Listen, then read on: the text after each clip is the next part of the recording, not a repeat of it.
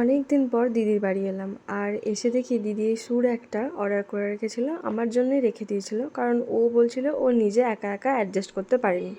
তারপর আসার পর ফ্রেশ ট্রেশ হয়ে এই সুর একটা করলাম। তো করার পর দেখছি আমিও ভুল করেছি, আবার প্রথম থেকে ঠিক করে বাগিয়ে গোটাটা কমপ্লিট করেছি।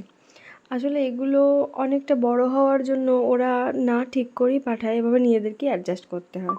খুব অসুবিধা হচ্ছিল, কিন্তু করেছি, ফাইনালি হয়েছে, এটাই যা হোক। তারপর আমি আর পিঙ্কাই মিলে একটু লেজ খেলাম, আর আমি বাড়ি থেকে জবা ডাল এনেছিলাম, 2 ধরনের জবা ডাল। আমার দিদি না ভীষণ গাছ ভালোবাসে, একদম যাকে বলে পিওর গাছপ্রেমী। তো ও জবা ডালগুলোকে ঠিকঠাকভাবে সাইজ করে কেটে রেখে দিল।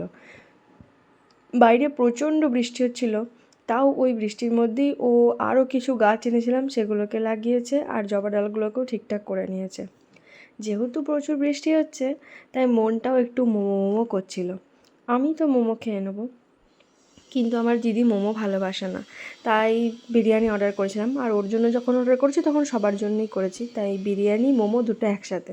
এরপর আমি মোমো খেয়েছিলাম, তবে আপনারা সবাই দেখতে পেলেন যে মোমোর মধ্যে ঘুগনি ছিল। আমার মনে হয় কারুর কচুরির ঘুগনি আমার কাছে এসছে, আর আমার মোমোর স্যুপ তার কাছে চলে গেছে। যাই হোক, মোমোটা কিন্তু ফাটাফাটি ছিল।